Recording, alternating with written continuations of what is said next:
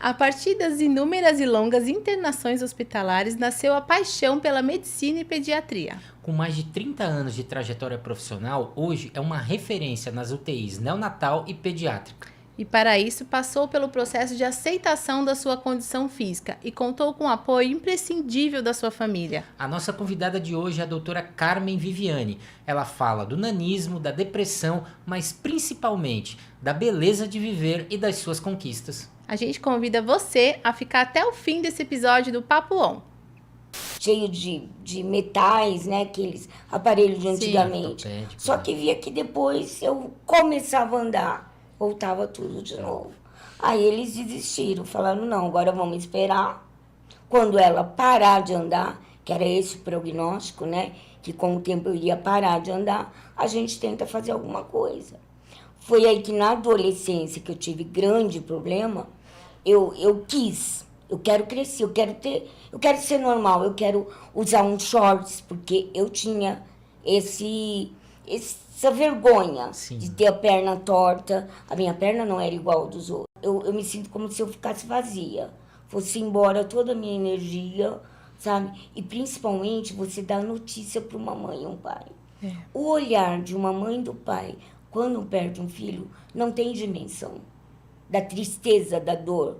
Você não consegue definir o tamanho, porque é uma coisa tão grande que não tem definição. A sociedade poderia ajudar a gente a ter uma vida normal. Então era tudo muito alto, o supermercado ainda continua. Tem as coisas altas, aí você perde para as pessoas. O que eu acho muito difícil, que não melhorou ainda para mim, é o caixa eletrônico do banco. A maioria, eu ainda não vi nenhum que eu conseguisse... Mais baixo. Não. Todos eu não consigo enxergar. Aí também não é uma coisa que dá para você pedir. Supermercado tá passando alguém, você pede. Pega para mim. Agora, banco, você dá sua senha. É claro que pra gente atípica, é mais difícil. Você precisa mostrar que você também pode. É diferente das pessoas, né? Não, você tem que mostrar que você é capaz. Mesmo com toda a dificuldade. Então, é mais difícil? Não vou negar. Não é uma coisa fácil, não. É difícil, mas depende muito de você. Não desistir. Se você desiste na primeira, aí acabou. Você não vai mesmo.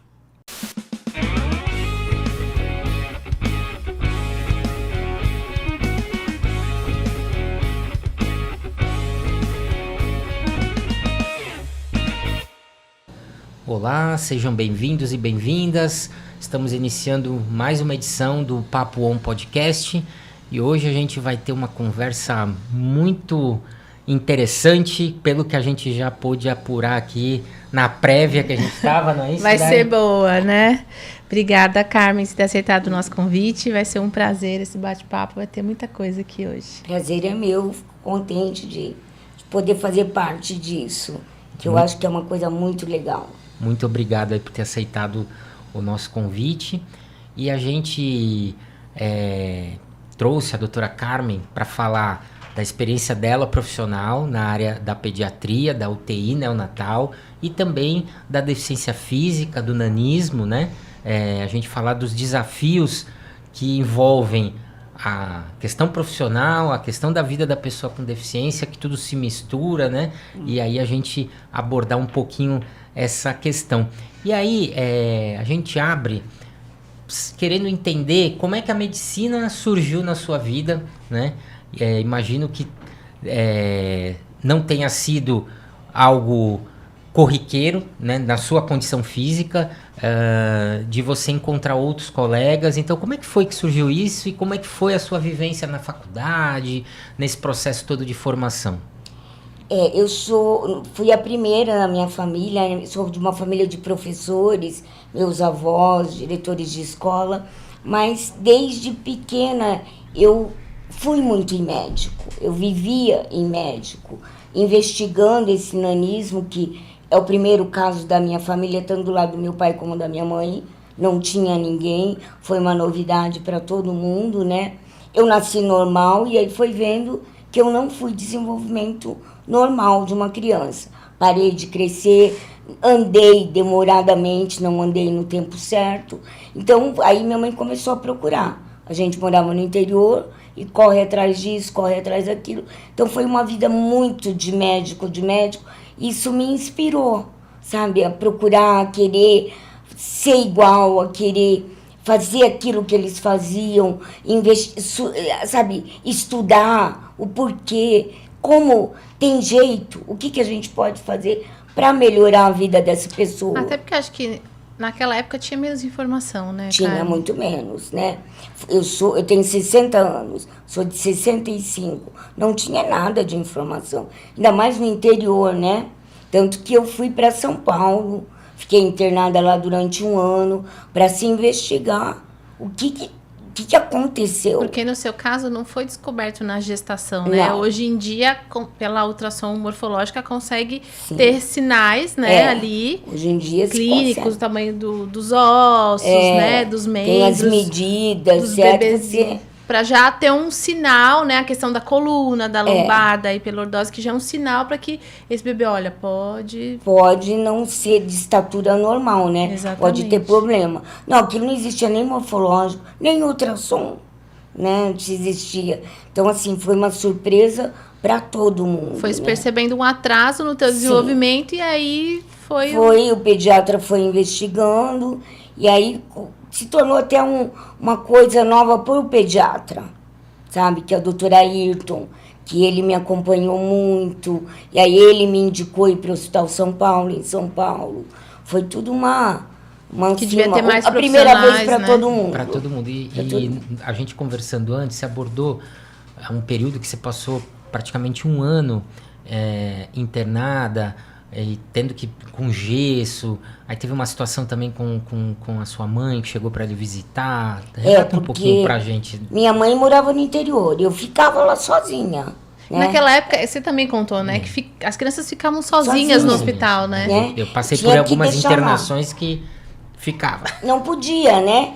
Então eu morei 1 ano. Minha mãe falava que eu queria as enfermeiras, né? Porque era a minha vida. E aí eles falaram que eu não ia andar, que eu não ia crescer, que eu ia ser, naquela época era um peso, né? Que eu não tinha perspectiva de ser uma pessoa normal. De ter uma vida autônoma, né? Eu acho que eles não tinham uma noção de prognóstico também, não, né? E naquela época não existia inclusão, né? Então você é diferente, você não vai ter a vida que todo mundo tem. Sua vida vai ser diferente. Então, minha mãe achava que eu não ia andar, meus pais. E aí, um dia que ela foi me visitar, eles falaram para ela não entrar. Aí ela ficou desesperada. Imagina o né? desespero. Não pode entrar, espera um pouquinho. E aí, isso que eu venho andando. Nossa. Que me emociona muito. Nossa, minha mãe contava, né? Então, uma coisa assim que para ela foi muito marcante. Que ela viu que tudo foi contra, né? Por tudo quanto tempo ela esperou, né? Por isso. 1 ano, né? 1 ano que eu vivi lá, que inclusive eles tiraram uma raspagem óssea, e aí eles descobriram que era uma mutação na célula óssea. Na minha gestação. Tanto que os meus irmãos são normais, meu sobrinho de estatura mediana, não tem problema ósseo nenhum, meu sobrinho neto, que é a minha razão de viver, é normal, né? Normal, ele tem estatura mediana. Então, assim, foi o primeiro caso na família.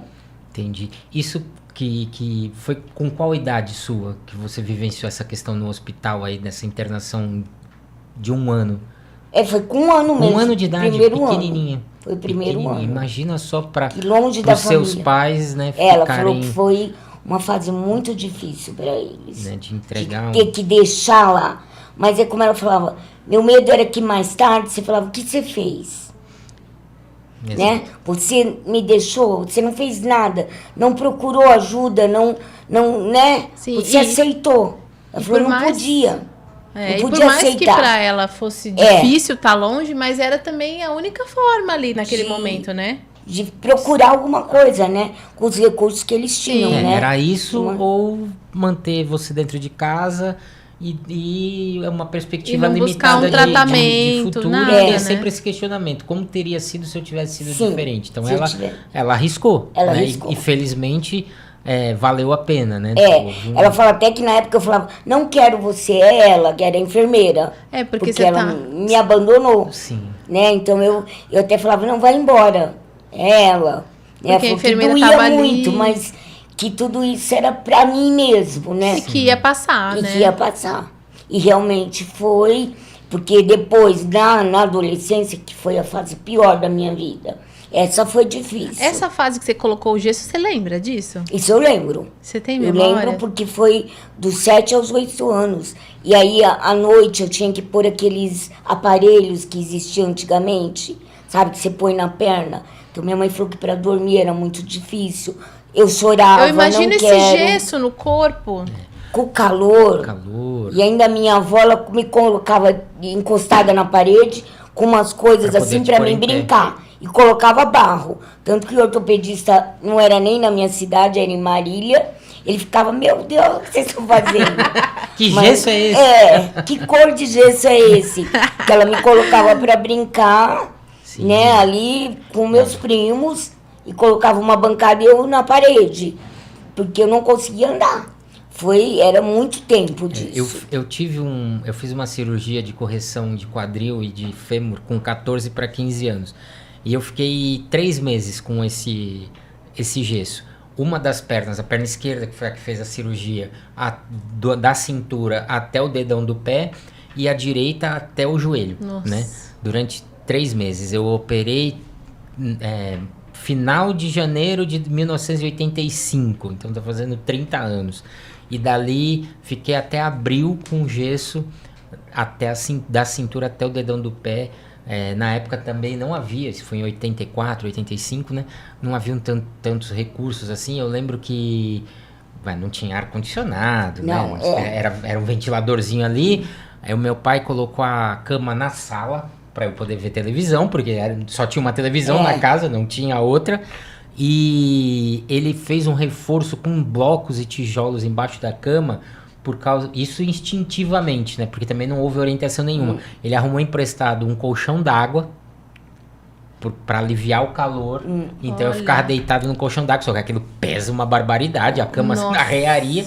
Então ele reforçou com um bloco por baixo da cama, né? E enchia o colchão. Aí quando eu saía para fazer as radiografias de controle da cirurgia, ele trocava a água e punha água fresca outra vez. Para quando eu voltasse, tá fresquinho, mais fresquinho. Eu acho que a gente tem muita sorte, né? Quando é diferente, os pais iluminados, né? Porque naquela época era mais instinto mesmo.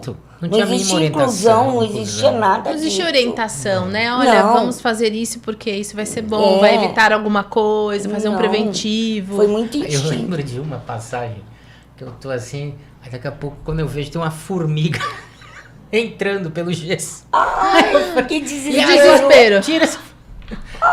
Mas entrou e foi, né? Mas eu falei, vai me picar e vai coçar o pé, como é que vai fazer? Não vai poder coçar. Aí arrumava umas varetinhas de bambu e começava a catucar, coçar. Também era agulha de crochê, de tricô. Pra poder coçar. Porque o calor era muito. Muito, imagina. Quando período, você pegou um ano inteiro. O período que eu peguei era o verão mesmo, né? Você pior ainda porque era mais tempo, mas eu peguei os 3 meses praticamente do verão. Mas a minha infância sempre foi de aparelho, gesso. Aí depois eu lembro que tinha que ir pra praia, porque a gente era do interior, sabe? Porque não tinha fisioterapia, não existia, gente. Mas aí você vinha fazer exercício? Ia pra praia, não sei porque eles mandavam pra praia, até hoje não sei. Eu acho que devia mandar você caminhar na areia, que era fofo, na água. A água ou a areia da praia tem iodo, tem alguns benefícios que acabam ajudando no processo da recuperação. Mas não existia nada de fisioterapia na minha época, não. E era aquele gesso, aí depois, à noite, punha o aparelho, que vinha também da cintura, cheio de metais, né? Aqueles aparelhos de antigamente. Só que via que depois eu começava a andar, voltava tudo de novo. Aí eles desistiram, falaram, não, agora vamos esperar. Quando ela parar de andar, que era esse o prognóstico, né? Que com o tempo eu ia parar de andar, a gente tenta fazer alguma coisa.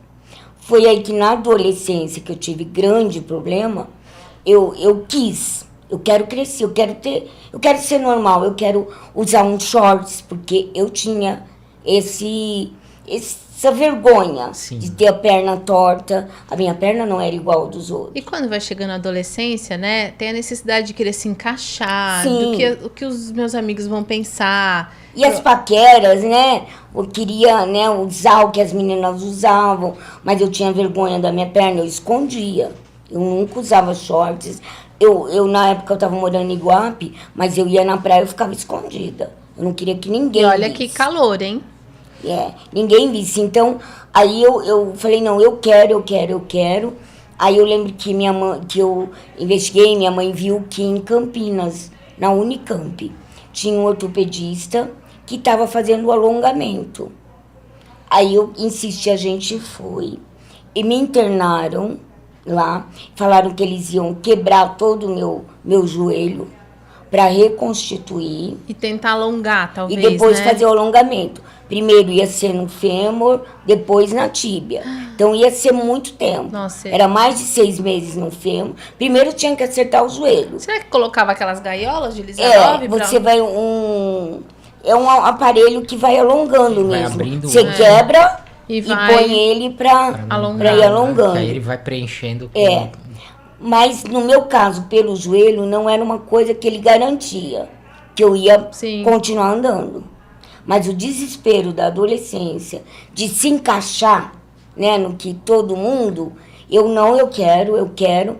Sei que daí minha mãe falou, bom, se tiver que ser, vai ser. Minha mãe era bem assim. Eu fiquei internada sozinha de novo. E ela respeitava a sua vontade, Respeitava. né? Minha mãe... Aí daí começou que ele teve congresso, ele teve isso, ele teve aquilo. Aí eu fui vendo que eu não estava aguentando ficar mais lá. Aí falei, não, vamos embora. Não quero mais, deixa. Desistiu. Vamos desistir. Mas foi minha escolha. Ela realmente me apoiou tudo, sabendo que para ela também era difícil. Sim. Mas ela respeitou até a hora que eu falei, não, deixa, vamos.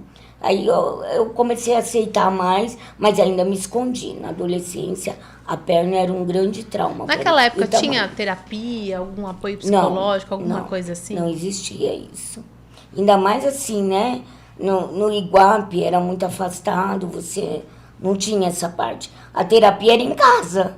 Era Você conversava com seus pais? Sim, muito. Muito. Teve muitas vezes que a gente chorou junto, né? Que ela falou, me dói Sim. ver você sofrer. E realmente, né? Mas fez eu crescer. Fez eu conseguir superar e falar, não, eu também sou capaz. Sempre foi dito muito isso. Você pode, você só não tem tamanho. Mas você tem cabeça, você tem vontade e você é capaz. Sim. Então Isso é uma coisa importante, porque às vezes as pessoas acham que quem tem nanismo, o cognitivo não é preservado, a parte da inteligência, né? Muitas pessoas acham que isso vai estar afetado, e não é. Não, você só não tem altura. Né? Que A deficiência é só preconizada como física. normal. Sim. Mas você tem. Então, desde criança, minha mãe nunca acendeu uma luz para mim. Eu pedi, ela pega a vassoura, vai lá e acende. Ah, pega ali. Não. Ela te mostrava uma estratégia, uma forma de me você virar. conseguir ter autonomia, Que independência. no dia de... Não sei se ela chegava a pensar que no amanhã eu ia ter que... Não sei se chegava a isso, mas ela queria que eu não precisasse de ninguém, mesmo em casa. Então era sempre... Tanto que as pessoas estranham, não, deixa que eu levo. Não, pra mim virou normal levar. Sabe, eu não Sim. espero que alguém pegue pra mim. Como trabalhar, eu preciso da minha metade, que é a escadinha. Que eu ponho do lado da isolete, subo e examino as crianças. Mas, então, você vê às vezes que... Não, calma, eu pego pra você. Não, é uma coisa rotineira. Pra você é normal. Normal, né? Não vejo assim... Passou a ser um instrumento de trabalho. Sim, né? Como eu chamo, a minha metade. Quem pegou a minha metade? Onde colocaram, né? Porque eu preciso dela. Tanto nas UBS também. Para examinar na máquina, eu preciso da escadinha. Mas ela como que eu vou dizer? Ela me completa. Sim. E em que momento da sua vida essa chave virou? né? De você vai começar a se aceitar mais e falar, não, eu tenho que seguir, eu sou assim e tem que gostar de mim e me aceitar assim também, né? Na minha condição, né? Eu acho que foi porque na infância eu não senti tanta diferença, sabe? Não senti que eu era diferente, mas a adolescência foi, porque é a fase da paquera, né? De ouvir, poxa, você é bonita, pena que você é anã, sabe? Aí que eu me toquei, caiu a ficha que eu não era normal, dito normal, sim, sabe? Então, daí foi muita luta, muita depressão também. Mas você teve uma estratégia para poder sair disso? Não, foi natural. Eu queria, sabe? E minha família sempre me impulsionou. Falei, não, eu Você foi processando isso, talvez aos poucos, né? Foi amadurecendo, o tempo foi te trazendo um outro olhar, uma aceitação. E aí... sabe? Eu podia ser o que eu quisesse. Nada me impedia, né? De ser o que eu queria. Só dependia de mim. E foi aí que chegou a medicina, que você decidiu mesmo? Falei, não, eu quero medicina, eu quero... A princípio eu queria ser uma cientista. Queria fazer a parte de pesquisa. De pesquisa. Né? Mas depois eu falei, não quero. Aí eu fui para São Paulo sozinha morar. Aí realmente tem as dificuldades de pegar um ônibus, não é tão simples. Eu não gostava de me sentir diferente. Então, quando eles falavam, passa embaixo da roleta, eu não gostava. Não. Sabe, eu queria passar como todo mundo. Sim. Então, assim, foram coisas que eu fui tendo que me virar. Mas foi difícil, por exemplo, alugar casa? Não, eu fui com um pessoal amigo. Aí a gente alugou um apartamento. A casa precisava ter algum tipo de adaptação? Nunca, porque nunca na minha casa teve, né? Então você já estava habituada? Já estava habituada que eu tinha que pegar uma cadeira, ou eu tinha que pegar alguma coisa para subir. Então foi natural, como era em casa. E aí ficou lá todo o tempo sozinha? Daí eu fui morar num pensionato de freiras. Aí eu ia pro cursinho. Também no cursinho não tive problema, sabe? Fui aceita normal. Na faculdade, eu era a única, acho que foi o primeiro caso deles. E você conhece alguém mais que tenha nanismo, que seja médico hoje? Não, hoje eu vejo que existem as redes, né, as ONGs. Sim. Aí eu vejo pela ONG, mas eu conheci alguém anão. Não. Médico eu não conheço. Mas foi insistência minha, eu queria. E aí na faculdade foi subindo em banco, foi até para dissecar. Eu tava com uma vez um bisturi aqui no jaleco e eu fui descer, o bisturi entrou na barriga. Nossa. Aí foi uma loucura, vai. Mas assim, são coisas pitorescas, sim, da minha vida, que são várias, né? Mas a aceitação dos professores, dos colegas de universidade, tranquilo, normal. Sempre teve uma... Eu não senti diferença. Que bacana. Não, se existiu, eu não percebi. A gente pergunta isso porque a gente conversou com o Luciano Marques, é um cadeirante, né? Ele teve pólio e ele era jogador de basquete adaptado, formou um time em Santos de basquete adaptado e ele queria fazer faculdade de educação física por causa da atividade esportiva. E quando ele foi prestar o vestibular, o professor responsável passou um exercício que era impossível dele fazer, que era um polichinelo. E aí impediu o ingresso dele na universidade, fazer a formação acadêmica que ele sonhava. E aí o mundo gira e hoje ele dá palestra sobre esporte adaptado, sobre inclusão na universidade que o rejeitou, né? Então, por isso que é a pergunta, porque às vezes há obstáculos, né, no caminho. Hoje até por falta de conhecimento. Sim, hoje eu vi que naquela época não existia inclusão, né? Eu me formei em 91, e tem muitos anos. Mesmo ano que eu. Eu formei em 91 no jornalismo. Então, assim, não existia nada de inclusão, né? Tanto que quando eu me formei, eu fui tentar trabalhar em São Paulo, que foi a primeira vez. Ele me contratou por telefone. E depois, eu cheguei a atender muitas crianças em pronto-socorro. Quando ele me viu, você percebe, aquele eu percebi que houve aquele choque. E daí ele falou que não dava mais. Só que minha amiga continuou. Mesmo você já estando lá, mesmo atendendo? Eu já atendendo. Ele falou, não dá mais, não vamos precisar. Só que depois, para minha amiga, ele falou a verdade. E eu nem pensava em processo, em nada nesse tempo. Foi um trauma que eu tive, assim, sabe? O primeiro impacto. Porque até então não tinha tido. Talvez por você não ter tido uma vivência antes, te pegou de me surpresa pegou ali. De surpresa. Aí me impactou. Falei, meu Deus, eu não vou conseguir. Minha mãe, não, vai, calma. Aí voltei para Iguape. Trabalhei na prefeitura lá 1 ano. Daí prestei residência e vim para Santos. Guilherme Álvaro. Aí depois nunca mais. E aí até um amigo do meu pai falou, fala para ela fazer patologia, que ela fica em laboratório, ela não vai ter contato com o público. Mas não, eu queria a pediatria. Não sei se já inconsciente foi uma defesa minha, pediatria. Talvez sabe? Pela sua vivência, tanto tempo que você falou que ficou, né, em hospital, ali. Nesse processo todo da descoberta da medicina que você fala, né, que tem a ver com a necessidade de você ter passado muito tempo em hospitais, consultas. Tem um médico ou que você tem a memória assim que fala assim, pô, esse cara aqui ou essa moça aqui me inspira e eu quero ser igual? Meu pediatra, doutor Ayrton, foi uma pessoa muito importante na minha vida. E meu ortopedista, doutor Hilário, que era até numa outra cidade, porque a minha cidade não tinha. Aí eu ia para Marília, então, sabe, foi ver eles, o interesse deles, a paixão deles. Dedicação, por aquilo, sabe? De descobrir, né? Porque também para eles era um fato novo, né? Era o primeiro caso, doutor Ayrton. E ele era ainda aquele médico que ia em casa, ele conseguiu minha vaga em São Paulo, porque não era uma coisa fácil também, né?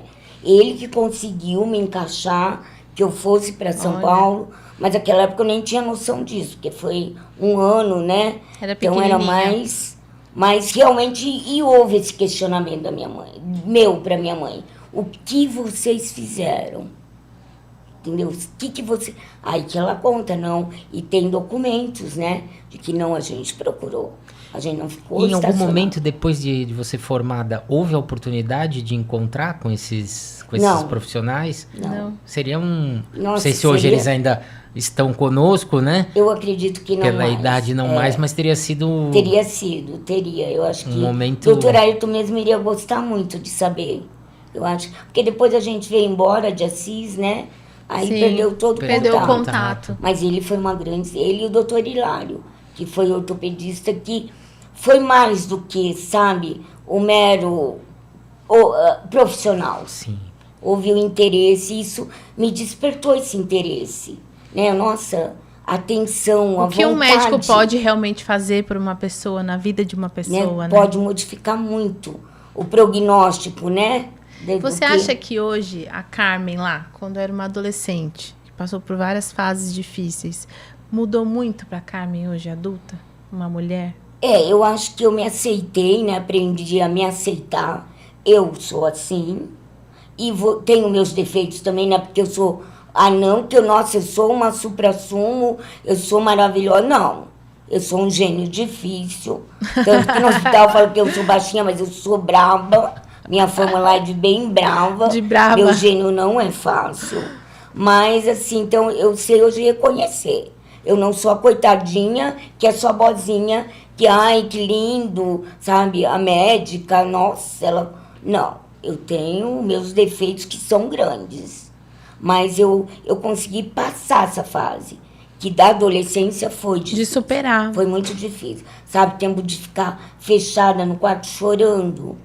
Carnaval, para mim, era um horror. Que todo mundo estava na rua e, para mim, era uma dificuldade. Que eu ali embaixo, Você tinha medo de ir também, não saber como que ia aceitação, ser? Exatamente. Como vai ser? Porque existiu muito, né, dificuldade nessa época. E aí você acabava ficando quietinha em casa. Sim, Então foi muito de se fechar na adolescência. Aí eu fui, acho que nem eu sei como que virou a ficha. Mas foi de ver que acho que eu podia também. Eu conseguia, né? Apesar de tudo, eu consegui. Você conseguiu. E você falou desse, felizmente, esse único gestor de um hospital que te recusou pela sua condição física. Mas no dia a dia dos seus atendimentos, você chegou a vivenciar em alguma consulta, em alguma relação com família, ou a expressão, ou a manifestação de uma surpresa de pais, de familiares que quando chegam e não te conhecem, né? E se deparam com uma médica com a sua condição? Nada assim marcante, sabe?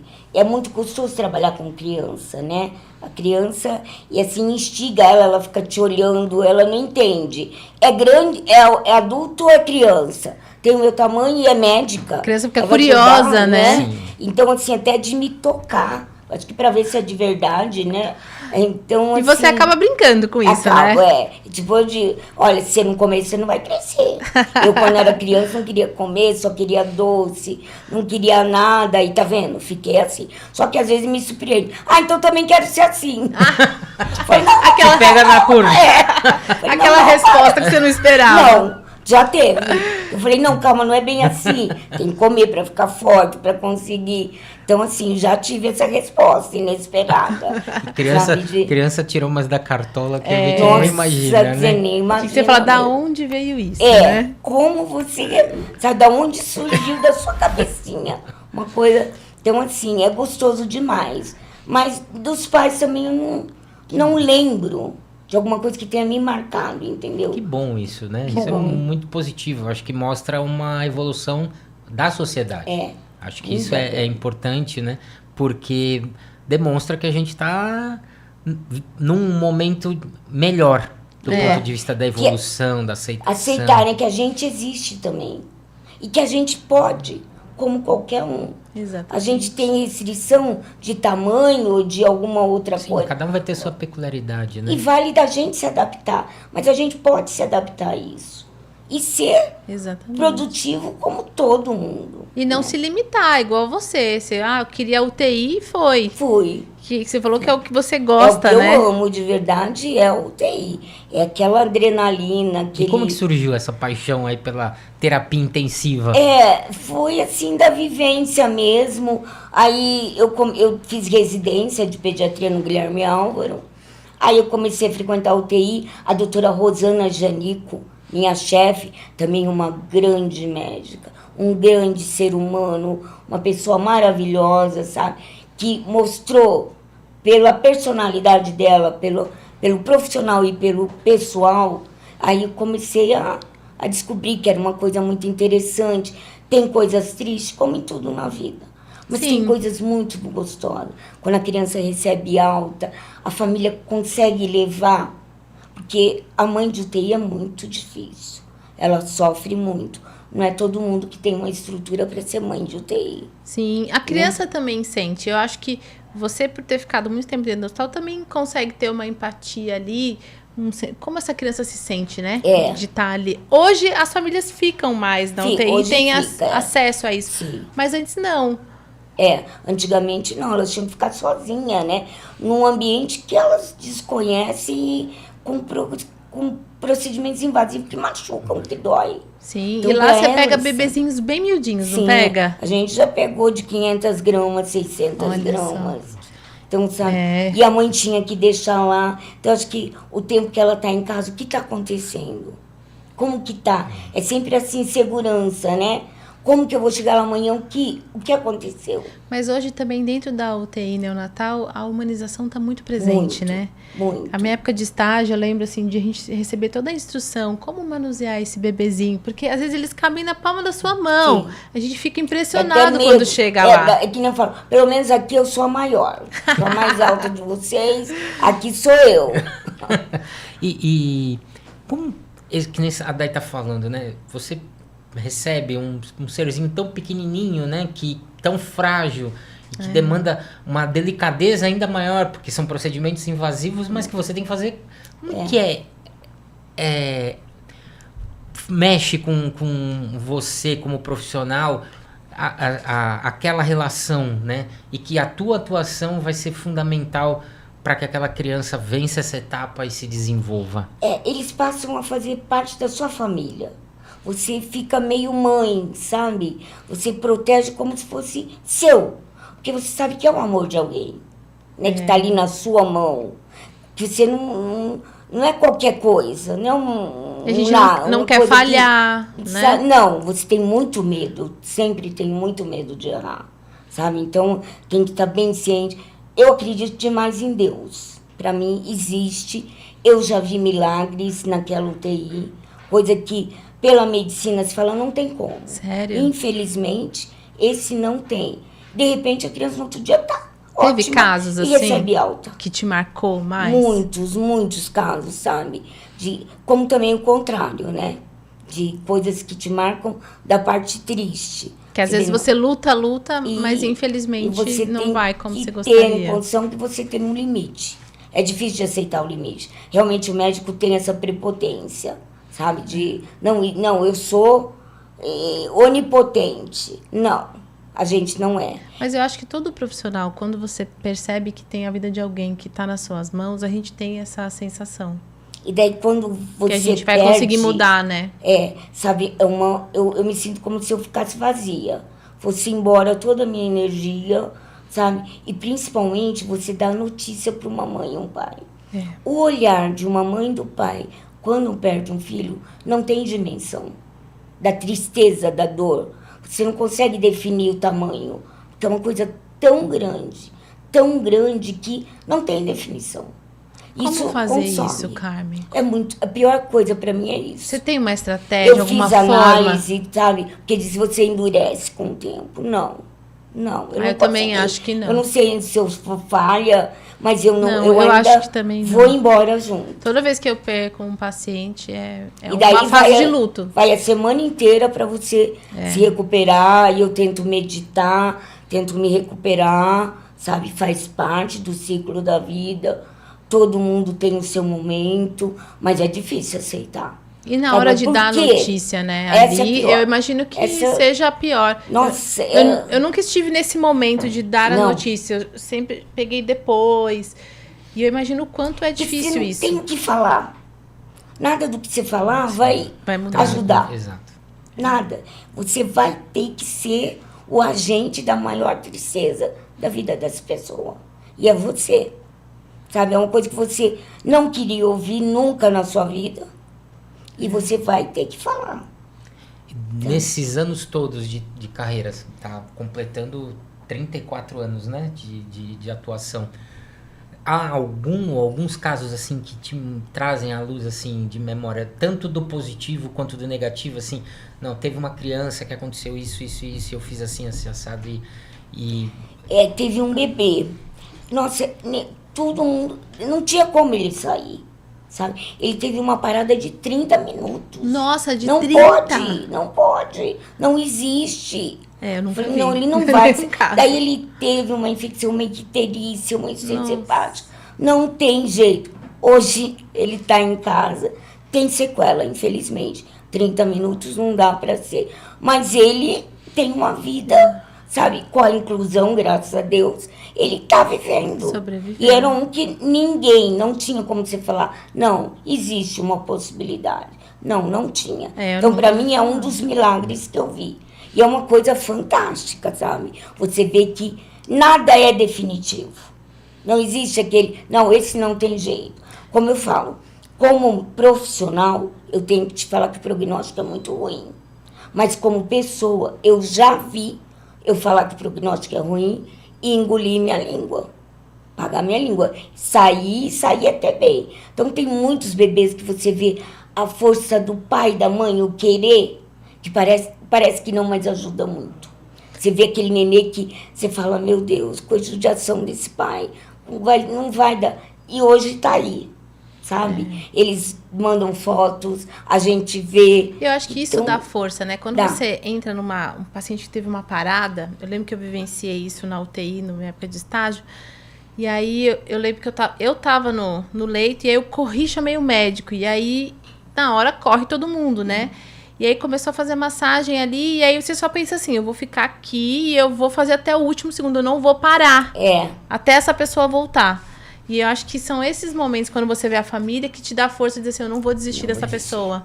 E aí, você colocando, né, e você falando também desse menino de 30 minutos, óbvio que é uma ficção, mas eu assisti recentemente uma série chamada Residente, e em alguns momentos eles abordavam essa questão de paradas, né, cardiorrespiratórias e da massagem, e que há um limite, até pensando nessa questão. Na sequela, né? Nas sequelas, né? Como é que é essa...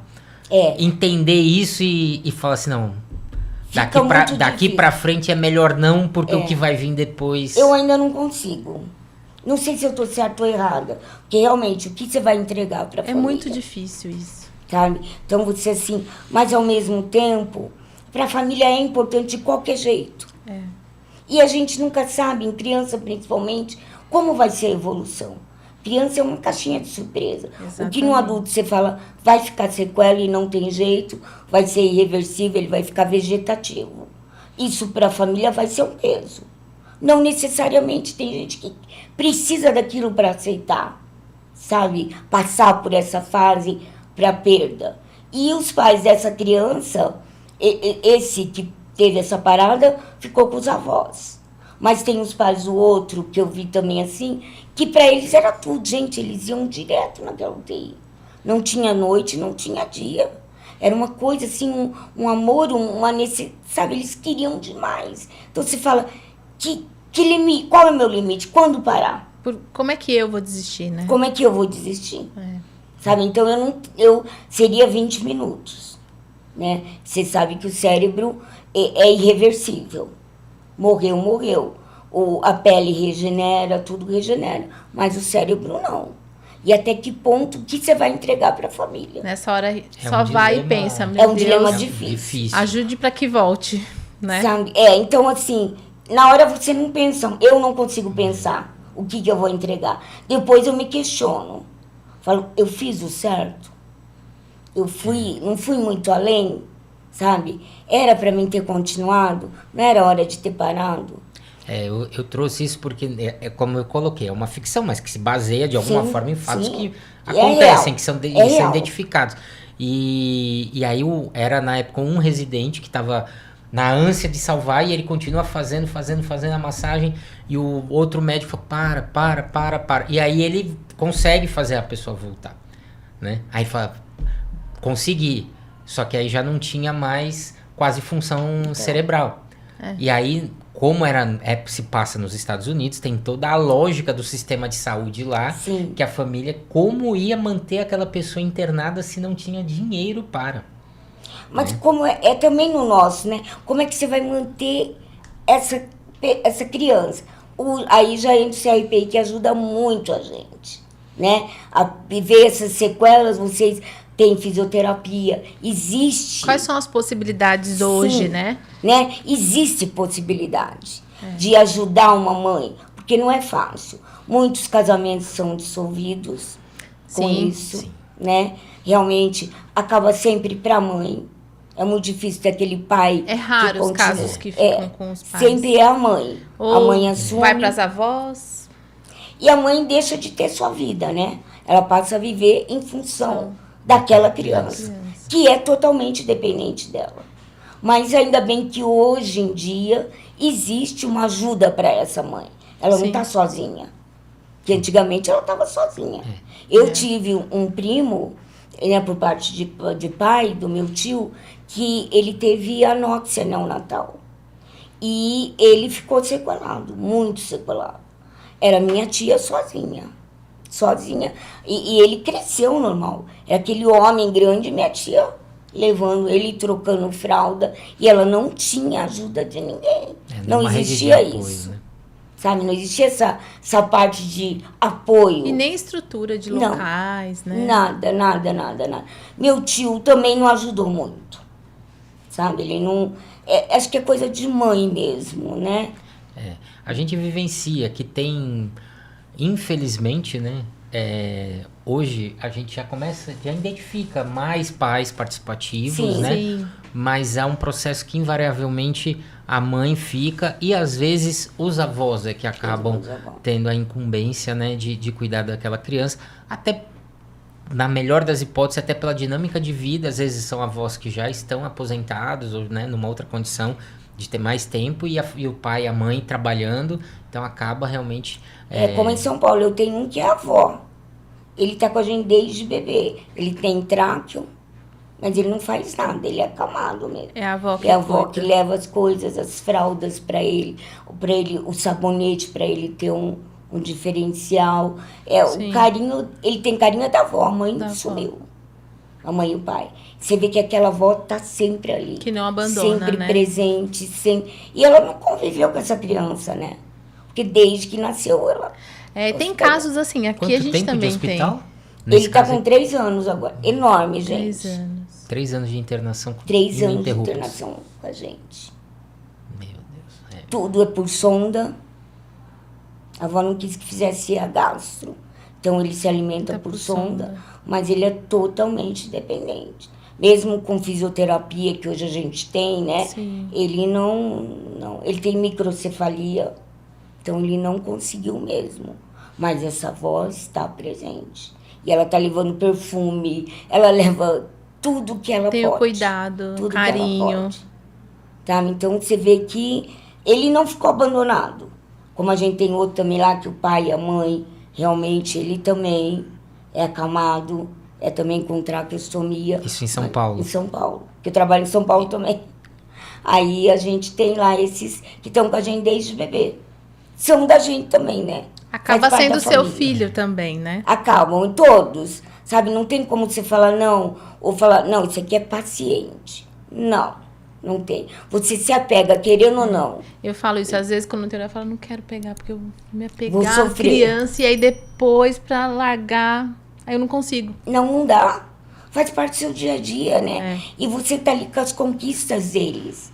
E quando vem as frustrações, é quando não dá certo, você fala, tá indo tão bem e piora. Você fala, meu Deus, nadamos e voltamos de novo pro fundo. E aquela mãe que também tá acompanhando, sabe, voltar tudo de novo. Aí a gente sofre É junto com a sacrificante. família. É com a família. Né? Sofre a família, junto. porque você fala, o bebê ainda não entende nada, mas a família tá sofrendo aquilo, né? Cada vez que ela vai lá, é uma esperança nova. É. Ele tá indo bem, de repente, retorna tudo e a gente fala, vamos começar do zero. Um passo de cada vez. Mas vive que para ela já estava na perspectiva de ir embora. De alta e de repente... E de repente retorna ao início. Então, a vida dos pais de UTI, da família de UTI. Porque os avós quase não têm contato. A nossa UTI não pode entrar todo mundo. Porque são 10 leitos. Se a gente deixar entrar irmão, a avó tem o dia da avó, dos avós. Mas, sabe, irmão, tio, tia, a gente não controla a infecção hospitalar. Sim. Né? Então, é pai e mãe, é livre demanda. Eles podem ir a hora que eles querem. Agora, Mas o restante tem um ainda bem. controle. Precisa, e pode até né? ficar lá, né? Com a criança. Que a gente, assim, a criança que entende mais, a partir de 1 ano, que ficou em casa, a gente até gosta, pede para que fiquem. Porque para a criança é difícil. Sim. É porque né? se a ruptura emocional do laço é muito difícil. E de um jeito trágico, né? Porque é espetando, é gente que você não conhece, vem em cima de você, não tem horário, porque a gente tá examinando toda hora, é barulho de alarme. Tá tudo parametrado ali, cheio de entendeu? monitoramento. Tudo, então incomodando eles. Para eles eu acho que é um trauma, né? Que mais tarde eu acho que pode até interferir. Sim. E eles não notam agora, né? Isso, porque não tem Mas tanta que- consciência, mas no futuro... Mas está ali gravado. Isso. Que no futuro deveria ser trabalhado por... Porque às né, vezes lá por no subconsciente uma vai ter alguma Sim, coisinha que que vai... vai tocar ali. Como eu acho que Que comigo às vezes também ela, às ficou, vezes, né? sim, às vezes não vai ter, a pessoa nem tem clareza da conexão, Sim. mas existe, né? Ela Algo que existe. ficou machucando ali que vai te causar uma Que sequela. tá ali embaixo do tapete. Você varreu por fora, mas você jogou debaixo do tapete. É. Nem você sabe. Verdade. Nem você sabe, né? Exatamente. Então, assim, é tudo, né? Então você se envolve com tudo, porque tem tudo. Tem a parte médica, tem a parte família, tem a parte do nosso estresse também, né? De querer, e nem sempre conseguir. A gente também tem limitação até com partes que eu vou dizer, de equipamento, De estrutura, né? Nem tudo vai vir como você quer. Não, tá? Nem tudo tá como o livro fala. Faz assim, assim, assim. Não, eu não tenho assim. Aí o pessoal trabalha muito com improviso. Vamos juntar aqui os MacGyver. Fisioterapia, então, né? Cola aqui, junta aqui, monta, sabe? Vamos então, improvisar, né? Uma multidisciplinar. Não existe o que é mais importante. Todo mundo é importante. É importante a limpeza para manter um lugar limpo, livre de infecções. É importante quem pega veia, é importante que tem muito... Todo mundo tem a sua importância, né, no que faz. É igual. Não existe o mais nem o menos. Não é um médico, não, ele não é um médico, ele sozinho não faz nada. Exato. Verdade. É uma equipe. E eu trabalho, graças a Deus, eu dou muita sorte que todo lugar que eu trabalho é uma equipe muito boa, é uma equipe, sabe, que gosta, que trata aquilo como um paciente. É claro que a gente tem o nosso tempo de estresse, todo mundo tem problema. Todo mundo vai ter um momento, né? Tem dia que não tá bem mesmo, mas se isola, ninguém vai descontar no outro, sabe? Pode descontar às vezes um com o outro, mas depois a gente sabe também que é tudo se família. Entendem, né? Se entendem. É tudo uma família. Aliás, eu vivo mais lá do que na minha família, né? Eu vivo mais com eles. Eu tenho mais... Para mim, são minhas filhas agora, as enfermeiras, que são tudo mocinha, né? Eu sou a mais idosinha. Então, assim, a gente agrega como... É família. Exato. E os pacientes também. E os pais e os parentes também são família, né? É tudo uma grande... E a gente precisa do pai e da mãe. Parece que eles não têm... Eles são fundamentais. Sim, porque são fundamentais. Aquele afeto, a fé, né, o carinho, o amor demonstrado ali, vai dando... Criando uma energia positiva, né? Para todo mundo que está ali, que eventualmente... não vai ter êxito no objetivo maior da preservação da vida, mas que torna aquele processo melhor, né? E a criança dentro daquilo parece que é possível. Sente, é o que eu falo sempre, vem e fala com seu filho, nós te esperamos, você é muito desejado, né? Tá tudo pronto para sua chegada, mas a gente respeita seu tempo, a gente vai esperar quanto for possível, quanto for necessário, sabe? Fica tranquilo, vai no seu tempo, mas saiba que você está sendo muito desejado, muito esperado. E, gente, faz a diferença. O toque da mãe, o falar, sabe? Parece que a criança vai mais do que aquele que abandona. Tem gente que realmente... Que não vai, acho que não tem estrutura, não consegue, porque nasceu e você não tem um contato. A mãe não chega nem a pegar. Você já leva rapidinho. E daí ela só vai ver ali cheio de aparelho, né? A fazer o elo, o olho no olho, o toque. Agora, ainda bem que a gente tem muito bebê canguru, sabe? Tem uma lá que ela tá plena. Você vê ela aqui, agora ela passou por coisas também difíceis, por infecção grave. Olha. E hoje ela tá lá, e a mãe ali. E a mãe nem é daqui do Guarujá. Veio passar o fim de ano. Aconteceu. Mas está lá. Isso aí. A gente está terminando esse primeiro bloco. Fica com a gente. Daqui a pouco nós retornamos para mais uma etapa dessa conversa com a doutora Carmen, falando das experiências dela como uma pessoa com nanismo, mas acima de tudo como uma profissional da pediatria e das UTIs aqui da Baixada Santista e também de São Paulo. Fica conosco. Ei, você... Sim, você mesmo que empreende e tem os mesmos propósitos que o Papo On. Que tal você ser nosso parceiro? Vamos juntos crescer e levar boas experiências para o mundo. Entre em contato com a gente e divulgue a sua marca com pessoas que fazem a diferença. Papo On Podcast, boas conversas acontecem aqui.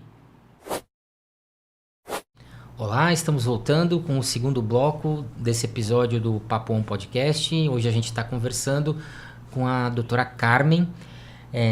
E a gente está abordando várias questões aqui em relação ao nanismo e principalmente a atuação profissional da doutora Carmen, que é uma pediatra que atua em UTIs, né?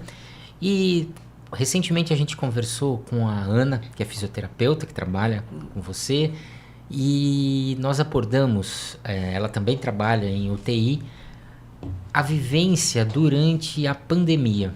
Como que foi esse processo agora em fevereiro? a gente completa 5 anos da identificação do primeiro caso aqui no Brasil. Como é que foi viver esse momento dentro de uma UTI pediátrica, UTI neonatal? Foi bem intenso. Foi uma época difícil para todo mundo e para a gente também. Até o medo constante de um desconhecido que você sabia que era grave, você via. Eu vi morrer muita gente. Criança não teve muito, mas assim, a gente sabia. Olha, na UTI adulto foram 5 mortos agora. Nossa. Cada plantão era assim. E o medo de você também, por você e pela sua família.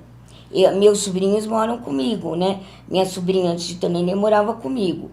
Então, assim, eu fiquei internada até. E eu acredito que a minha sobrinha só pode ter pego de mim. Porque eles não saíam. Houve realmente. E ela pegou.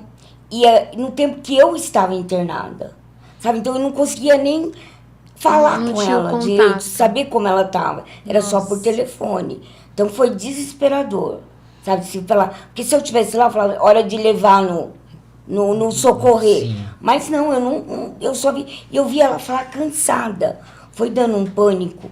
Nossa, um desespero. Você fala, meu Deus, eu que fiz isso. Se sente culpada. Que na verdade não dá pra saber exatamente, Exatamente, né? Você acredita que pode, mas também pode não ter sido. Pode não ter sido. Mas, né? Porque chegou um momento que a gente tinha medo de se contaminar até com o que você trazia do mercado. Você falava, como é que eu vou lavar todas as embalagens? Será que eu higienizei certo ou não?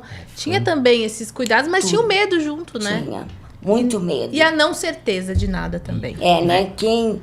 Quem iria conseguir passar por aquilo? Eu tive muitos amigos que não conseguiram.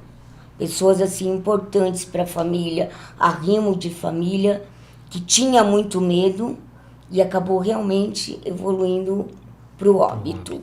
Pessoas maravilhosas, foram perdas de muita gente. Então foi um tempo bem angustiante, que já é angustiante você perder paciente.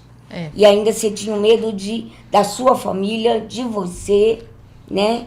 E o meu medo maior era levar para alguém. Minha mãe era idosa, na época minha mãe estava viva, acamada. Então eu nem ia mais para Iguape visitar ela, de medo. Você tinha medo? Medo de que ela tinha comorbidade. Falei, não, ela não pode pegar de jeito nenhum.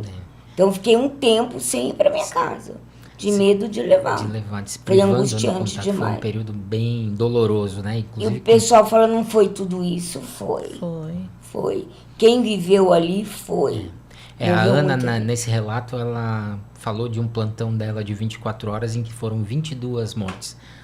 Né? Que quando não tinha plantão sem no mínimo 5 mortes. E plantão de 12, não estou falando nem de 24. Sim.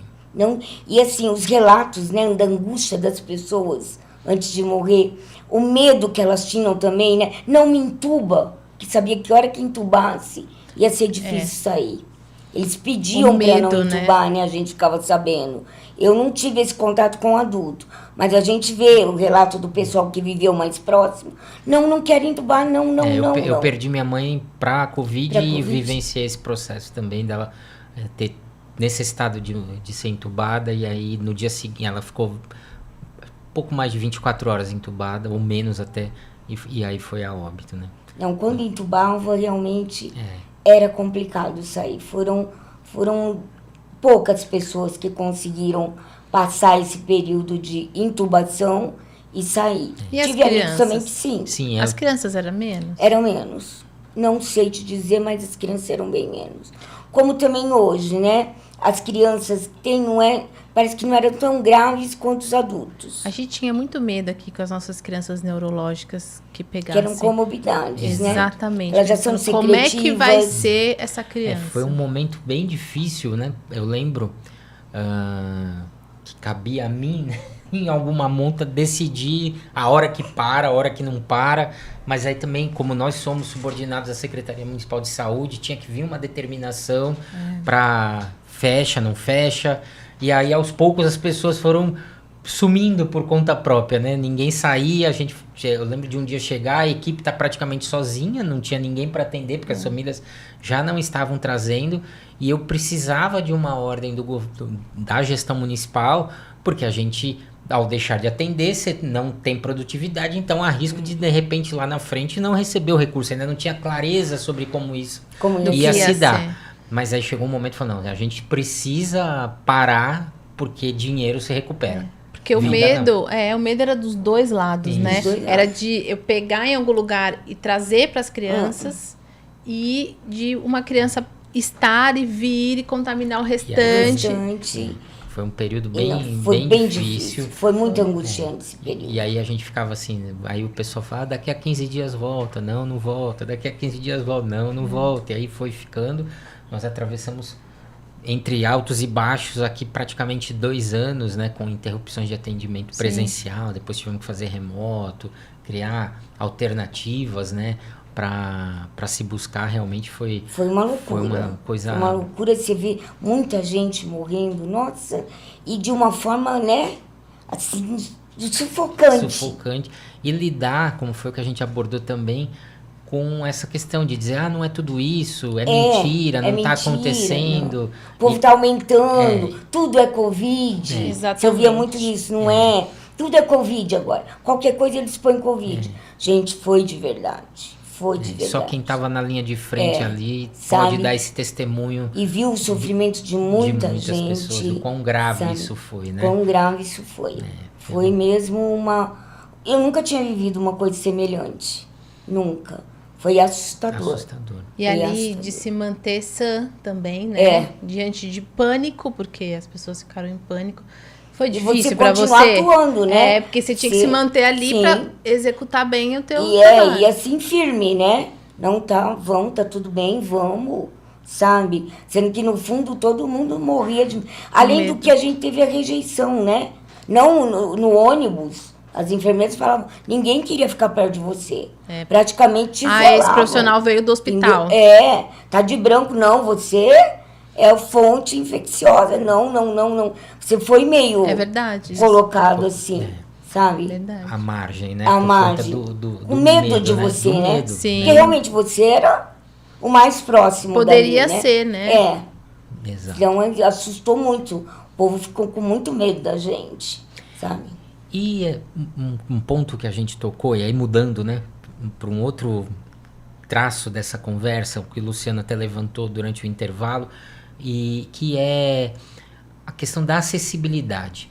Como que você vê a evolução da inclusão, da acessibilidade para as pessoas com deficiência, que hoje a gente rotula meio que genericamente de atípicas? Como que você vê esse processo na nossa sociedade? Eu acho que está sendo, pelo menos está se falando, que antigamente nem se falava, a gente era um inexistente, né? Ninguém notava que a gente também existia e que a gente precisava, que a gente tinha vida, que era uma vida igual de todo mundo, só que com limitações. E que a sociedade poderia ajudar a gente a ter uma vida normal. Então era tudo muito alto, o supermercado ainda continua. Tem as coisas altas, aí você perde para as pessoas. O que eu acho muito difícil, que não melhorou ainda para mim, é o caixa eletrônico do banco. A maioria, eu ainda não vi nenhum que eu conseguisse... Mais baixo. Não. Todos eu não consigo enxergar. Aí também não é uma coisa que dá para você pedir. Supermercado tá passando alguém, você pede. Pega para mim. Agora, banco, você dá sua senha. Não dá. Né? Então, eu necessito que alguém... da minha família, da minha confiança, tire para mim, ou que o banco esteja aberto, que eu vá no banco. No caixa. Do caixa mesmo. Né? Vai ter que dentro da agência mesmo, né? Eu acho que isso ainda tem que acordar, né? Tem que ficar mais próximo da gente, né? Porque a gente tá aí.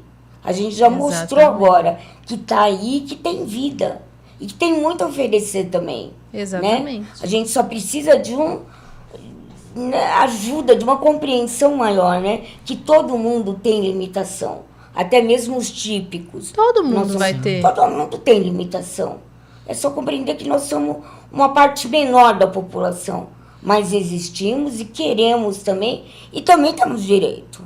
Né? A gente paga imposto também, como todo mundo. Produz, consome. Então, acho que ainda falta muita coisa. Mas perto do que eu vivi, eu acho que melhorou, sim. Hoje se fala.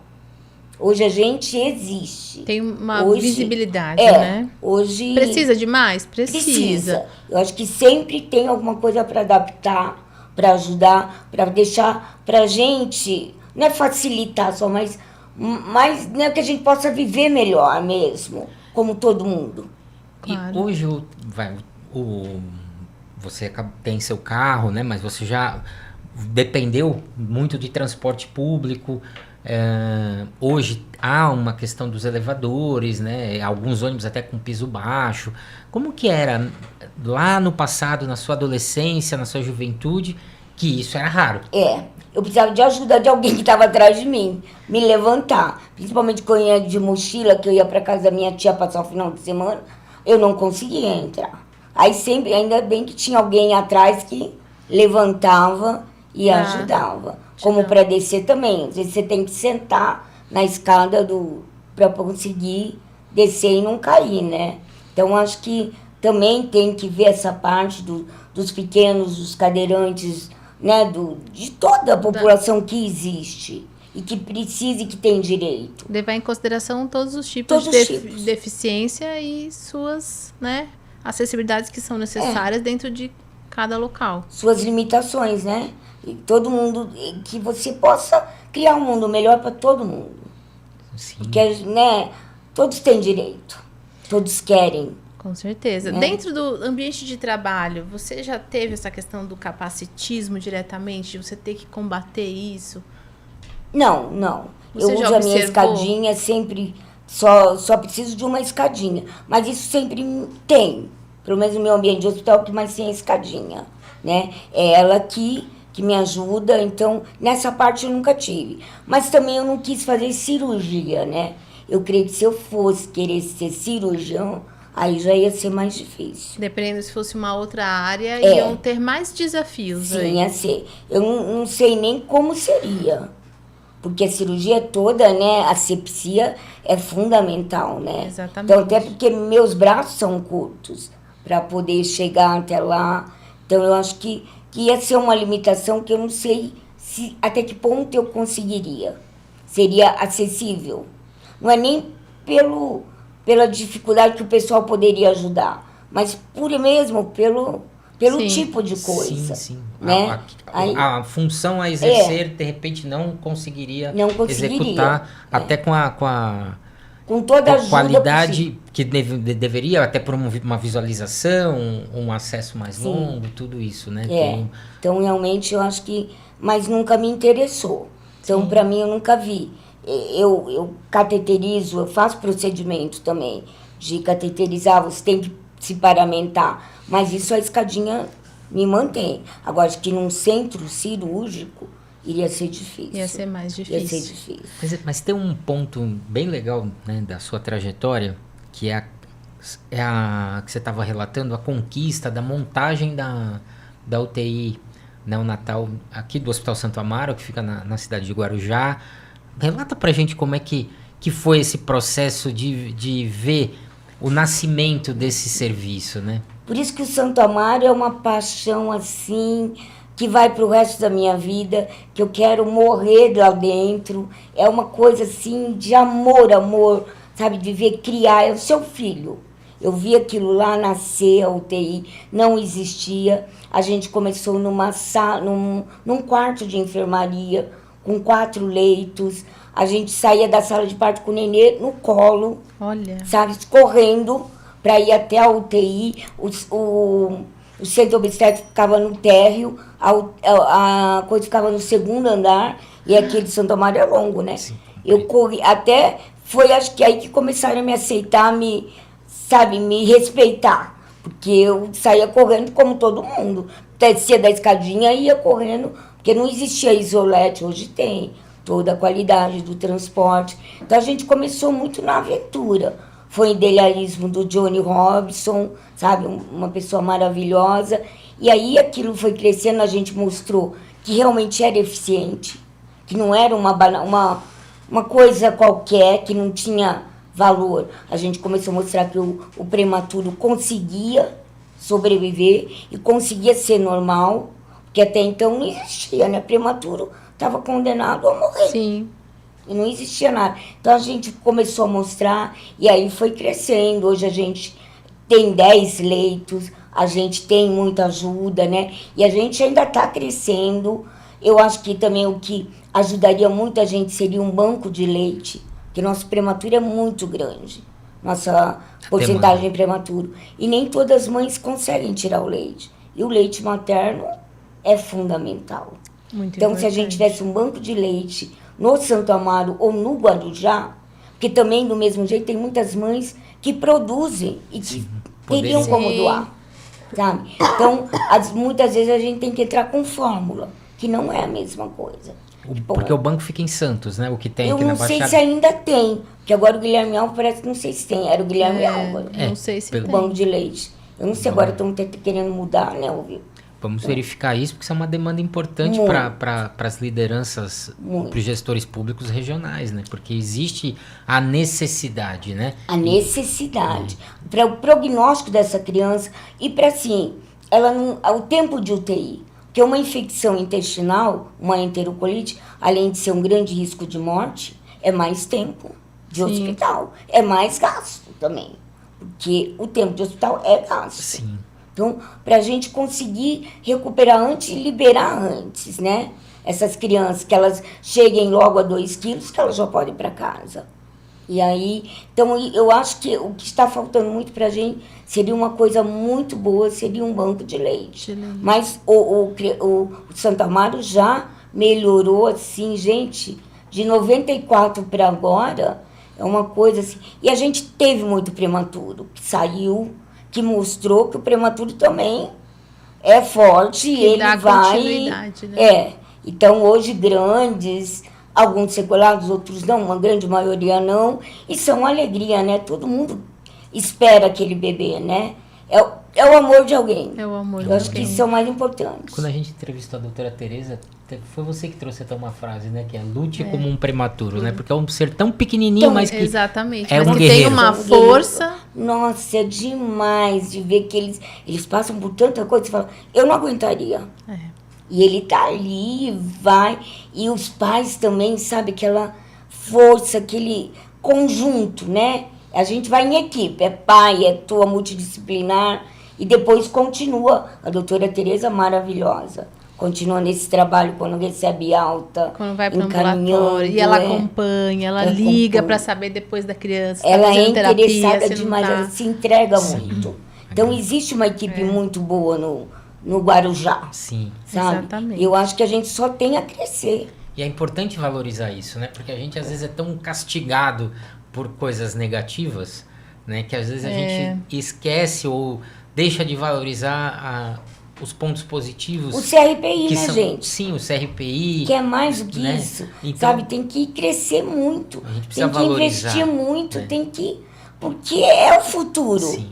Valorizar e se orgulhar daquilo de bom que a gente produz e faz no dia a dia, muitas vezes de forma anônima, né? Que só sabe quem precisa do serviço ou quem atua, exatamente. né? O restante da população ignora a existência, né? Então acho que é um papel nosso também trazer luz, a importância, né, de tantas coisas boas que acontecem e que transformam e salvam vidas, né? Famílias, né? Salvam famílias. Porque o trabalho que vocês fazem salvam famílias. E dão pessoas úteis, né?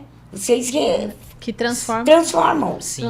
Que tem seu valor. E acho que o grande impacto é nesse processo de mostrar para a sociedade, né? E deixar aquela história de segregação, de separação, de gueto, para que todo mundo possa estar inserido, cada um com as suas peculiaridades, com as suas características, né? Ninguém é igual a ninguém, seja típico, seja atípico, todo mundo vai ter as suas características. E acho que esses serviços fazem com que as pessoas sejam mais aceitas e possam circular na sociedade para fazer aquilo que seja mais prazeroso. E até elas mesmo perceberem que elas podem, né? Que elas não... Como o dedo da gente nenhum é igual ao outro. As pessoas também não. né? Exatamente. Então, quando elas têm uma força, uma motivação e alguém que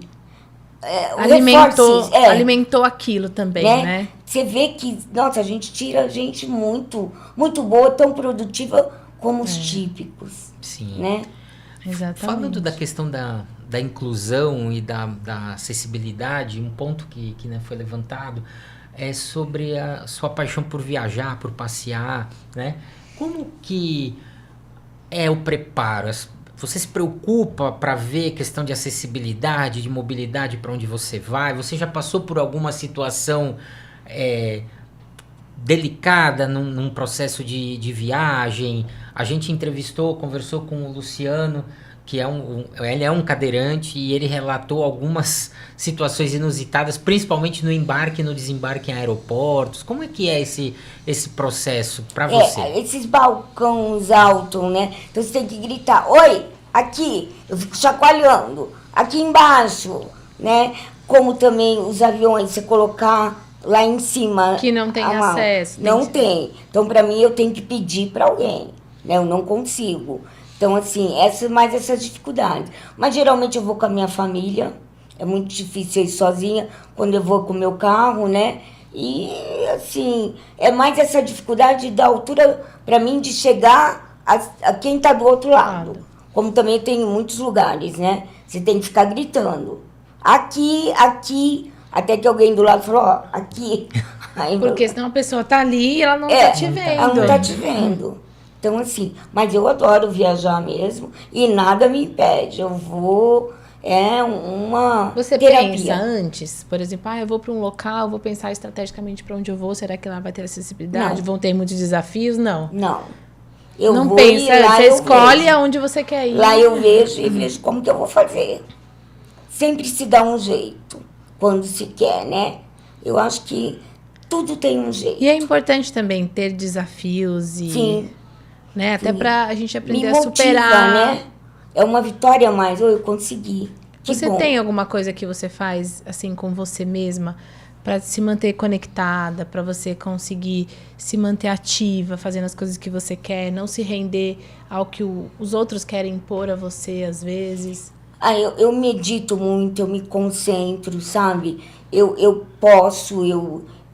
consegui tanta coisa, sabe? Só dependeu da boa vontade minha.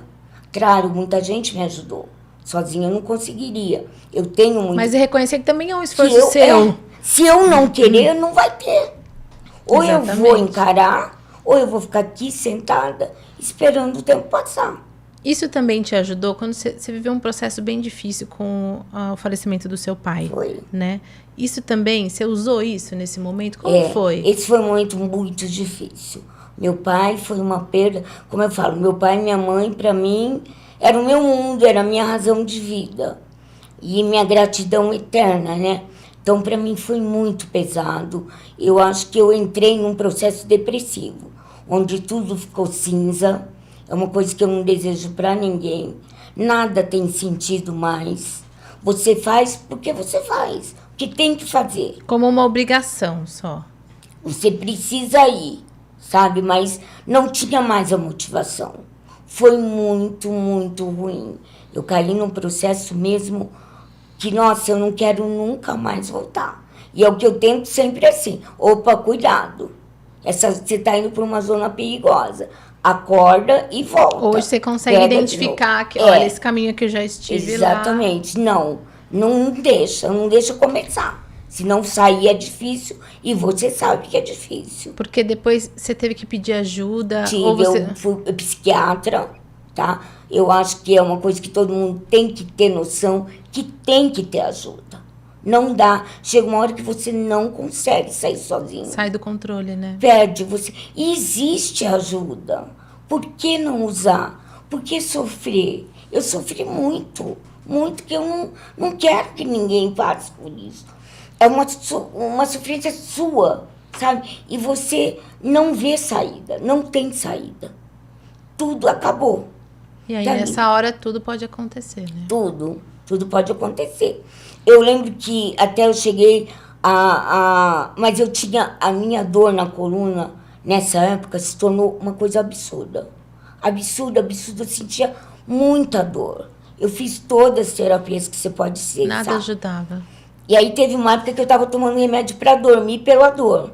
E eu acabei perdendo a noção e acabei entrando em coma. Olha Fui só. internada, sabe? Num processo assim, como até o neurologista perguntou para mim, e qual que fez que passou sua dor? Eu falei, minha cabeça. É. Porque todo mundo assistiu aquela dor, sabe? E aí ele mesmo perguntou, o que você fez? O que você tomou? Falei, antidepressivo, psiquiatra, sabe? E acordar, voltar a viver. Eu voltei a viver. É entender... Precisei disso.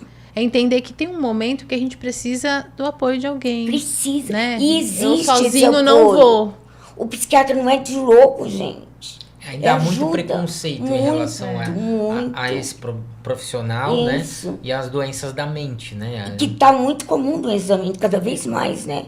Esse mundo maluco da gente. Eu acho que pelo ritmo acelerado, pela... Eu passei por um processo similar e eu tive o acompanhamento de um terapeuta também, não cheguei a precisar tomar medicação e eu procurei assim, era isso, nada havia graça, nada, tudo era cinza e aí você levanta meio que no automático e eu procurava falar assim, eu tenho que levantar e sair do lugar porque senão amanhã eu também não saio. E aí você entra num fluxo, né, uma espiral para baixo, automático. Então você precisa... É óbvio que nem sempre a gente, eu imagino, né? Eu consegui isso, mas muitas pessoas não conseguem e aí precisam de um apoio ainda maior, de medicação, de uma série de coisas para conseguir se levantar realmente, porque é muito difícil. É né? muito difícil. Só quem passa, que sabe a loucura que é, né? A mente é uma coisa muito maluca e como ela pode te derrubar, te levar para o fundo e ao mesmo tempo ela mesma vai te fazer ressurgir. Eu ressurgi das cinzas.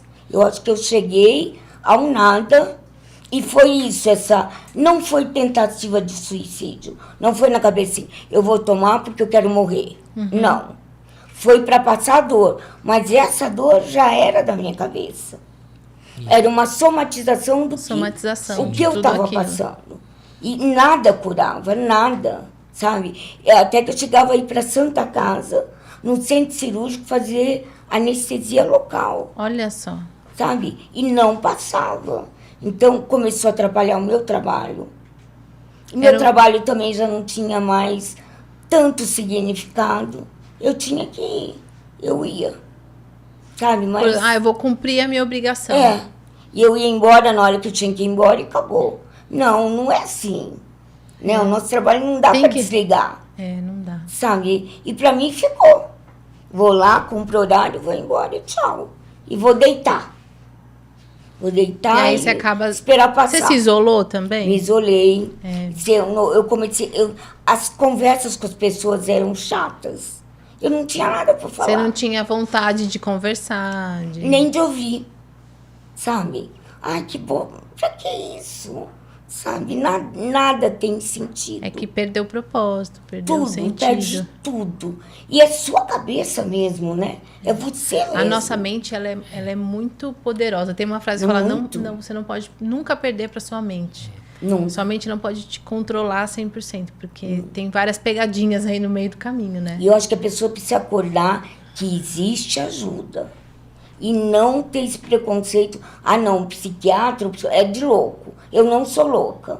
Então, se for isso, eu sou louca. Porque eu não libero meu psiquiatra. Todo mundo sabe? tem um pouco de médico e louco. Né? E não abro mão mais disso. Me ajudou, me renasci, voltei a ser eu mesma, que eu me perdi de mim. Eu não me reconhecia mais. Eu ficava, o que aconteceu? Onde foi parar, né, Carmen? O que aconteceu comigo? Por quê? Não entendia também que foi tudo, né? A dor demais. Que era a consequência do que você tinha passado. E acho que daí vem todo o passado, né? É como a gente falou, eu passei por o que eu passei. Eu posso não ter sentido na hora, mas ficou ali registrado. Sim. Tá em mim o que eu passei. Que talvez eu agora ainda não consiga falar, eu senti. Mas eu senti. Tá debaixo do tapete. E para isso eu preciso da terapia. Uma hora essa sujeira vai ter que ser tirada. Vai ter que ter. Eu vou ter que encarar ela. E da mesma forma que você relata que nunca vivenciou situações, mas talvez porque o teu radar não percebia, mas elas estavam... É mais fácil, né, tirar. Fazer de conta que não estavam vendo. Me incomoda, eu tiro. Eu ponho debaixo do tapete. Não, isso está me incomodando, deixa lá. Eu não vejo, mas está lá. Está embaixo do tapete. Hoje, se você fosse dar um conselho para uma família ou para uma criança que já está indo para a adolescência com nanismo, o que você falaria, sabe? Hoje, com a tua maturidade, com tudo que você já viveu, que conselho seria esse?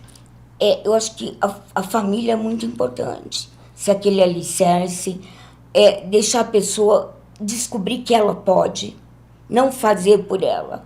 Ela tem essa capacidade. Então, estimule que ela faça. Não subestimar, né? E fazer. Não ter o dó, né? É mais fácil para uma mãe fazer do que fazer o filho se virar. Como minha mãe foi questionada muitas vezes. Coitadinha, que maldade, sabe? Então, acho que isso me fez. E assim, saber que tudo vai passar. É questão de fase. Se você tem um objetivo, não coloque impossível. Para mim não existe impossível. Existe difícil.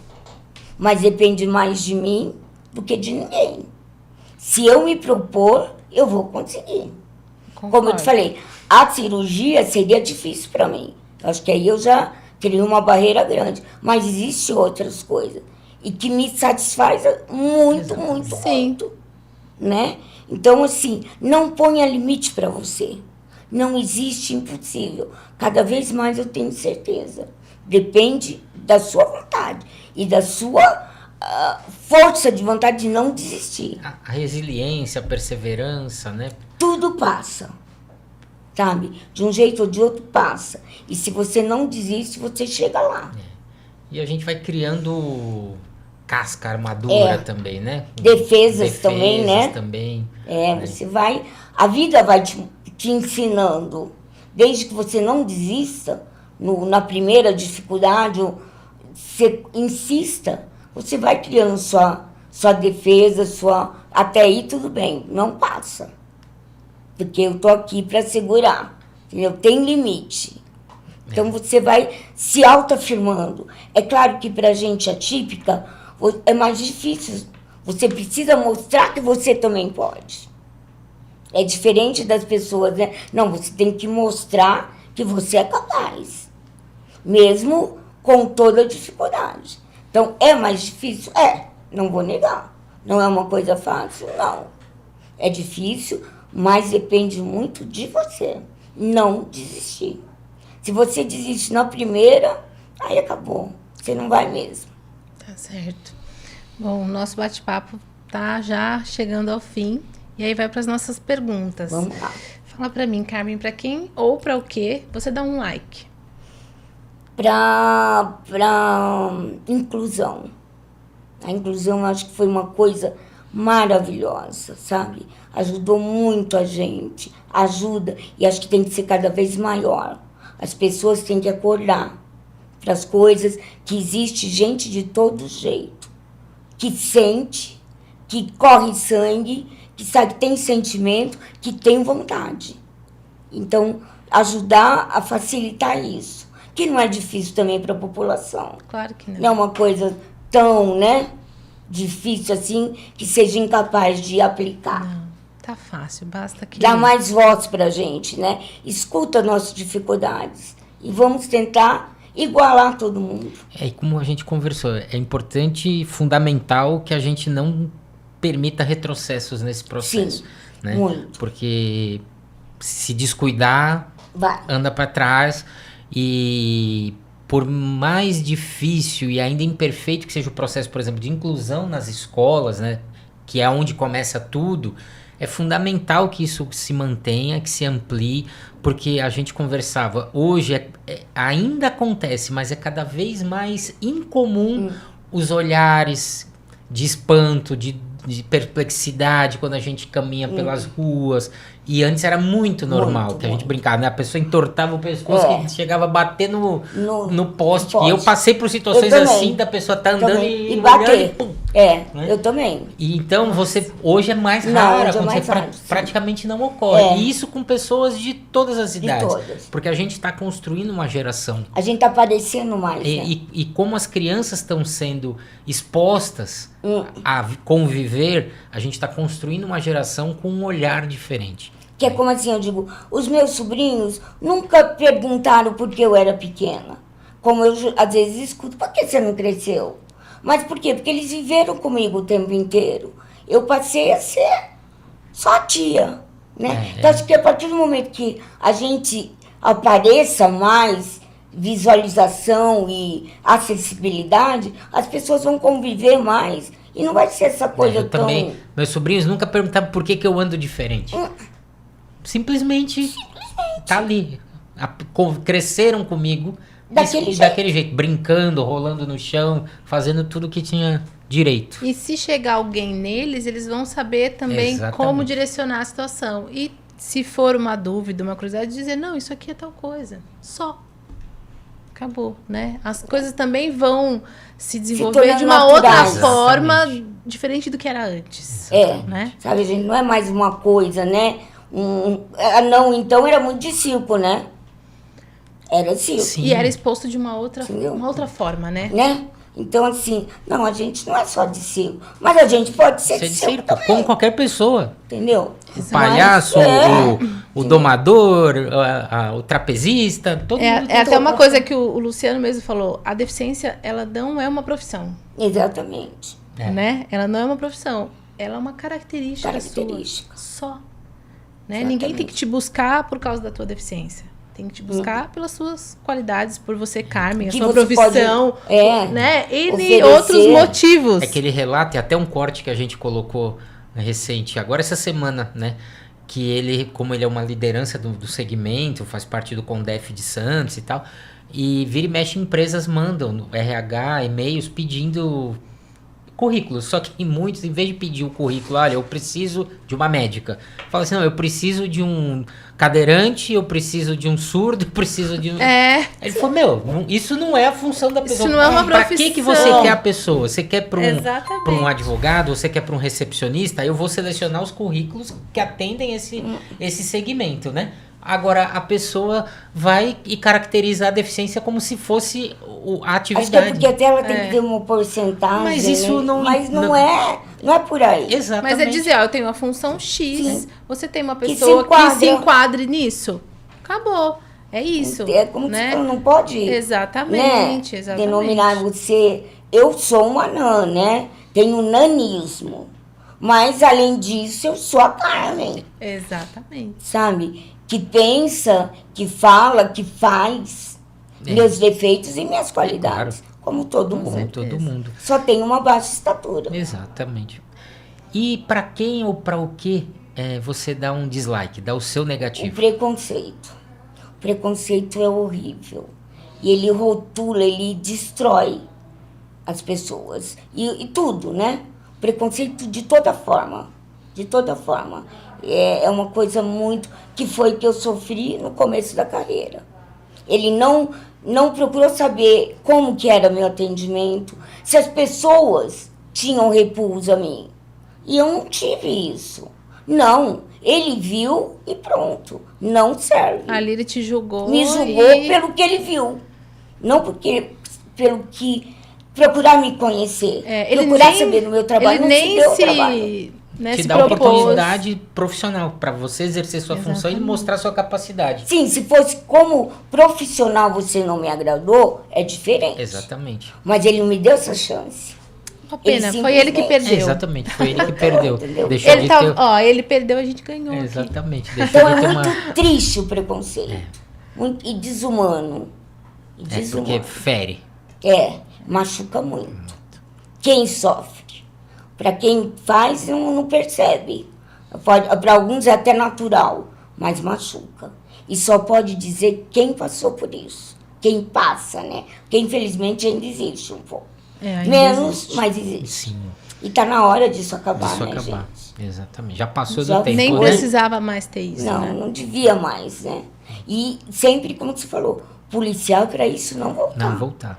A gente já viveu tempos tenebrosos e que a gente não pode permitir nunca que voltem, às vezes, mascarados de um discurso embalado, bonitinho, mas que dentro dele tem algo muito perverso. Né? Perverso. Como recentemente a gente chegou a ouvir de pessoas que tinham poder político, né, ministro de Estado, dizer que uma pessoa com deficiência atrapalha os demais colegas da sala de aula, né? Então a gente precisa estar sempre atento com isso, porque se descuidar, volta. Então, e volta mesmo. Forte. Infelizmente. E foi tão difícil a gente conseguir se tornar presente, né? Mostrar que a gente também pode. A gente só não é uma coisa que atrapalha. A gente também pode colaborar, se acrescentar. Com certeza. Então a gente acho que tem que ficar bem esperto. E todo mundo, né? Sim. Exatamente, porque hoje eu penso assim, que a luta é principal de vocês, mas não é só de vocês. Não porque se eu que tô aqui também não lutar, quem sou eu, né? Quem eu tô sendo na minha vida? Minoria. Quem eu tô sendo na minha vida se eu não apoiar o que é o certo? Que a gente não junta força. E assim, né? Eu sou o amor da minha mãe e meu pai. De repente, pense nisso. Exatamente. Sabe? Aquela pessoa é o amor de alguém. É muito, muito importante para alguém. Dê a chance para ela. Né? Com certeza. Acho que isso é fundamental. E quando você não estiver mais aqui, Carmen, como você gostaria de ser lembrada? Como uma pessoa que viveu tudo o que queria. Sabe? Realizada. O que eu me propus, o que eu quis. Eu lutei, foi fácil? Não, como não é para muita gente. Mas eu me sinto realizada. Eu consegui tudo que eu quis. Eu gosto do que eu sou, do que eu faço. Hoje eu gosto de mim, como assim mesmo. Teve tempo que não, né? Que eu queria ser igual a todo mundo. Hoje não, eu me aceito. E sou feliz. Uma pessoa que é feliz.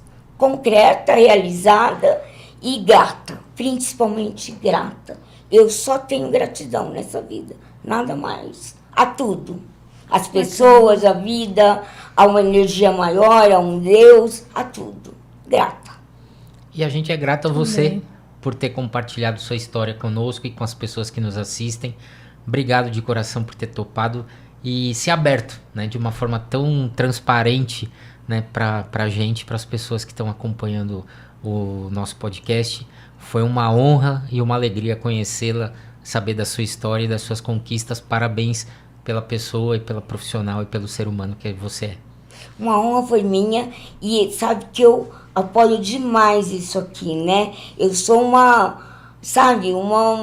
pessoa que quer que isso aqui cada vez cresça mais, desde antes mesmo de conhecer direito o CRPI. Eu sempre ouvi falar, sempre apoiei e acho que cada vez mais é importante. Com certeza. É fundamental e a população, o mundo, deve acordar que a gente tem que apoiar, incentivar e investir, né, no próximo. Bom, foi um prazer nosso bate-papo. Acho que cada vez que a gente traz uma pessoa bacana da área da saúde, eu acho que eu me afirmo no que eu faço e no que eu escolhi e que eu tenho o privilégio de poder conviver com pessoas e conhecer pessoas como você que fazem um trabalho humanizado. E aí hoje a gente pensa assim, vale a pena ter escolhido a saúde, vale a pena fazer tudo certinho e saber que tem pessoas que também trabalham assim. O mundo ainda vale a pena. Exatamente. Muito obrigada. Eu que agradeço. Obrigado, Dai. Obrigado, Carmen. Valeu, Luciano. Obrigado a você que nos acompanhou, ficou conosco até aqui, seja de qualquer lugar do mundo que você está nos assistindo. E eu ficava pensando, né, no que terminar esse episódio. E tem um desenho que às vezes eu assisto quando eu tô saindo de casa e deixo pro meu cachorrinho assistindo, que é Luke e Batuque, né? E tem uma musiquinha que fala assim, uns são mais céleres, outros refletem mais, cada um tem o seu batuque, cada um tem o seu valor, todo mundo é diferente, mas todo mundo tem a sua importância. Acho que é nesse caminho que a gente tem que seguir. E complementando com uma outra questão que você falou, que você precisa acreditar e que o impossível pode acontecer, o impossível é só uma questão de opinião, a gente tem que se empenhar e fazer isso acontecer, transformar o nosso sonho em realidade. O Papo On Podcast é um sonho que a gente está transformando em realidade, e a gente convida você a seguir conosco a cada semana, porque sempre boas conversas acontecem aqui. Até o próximo episódio.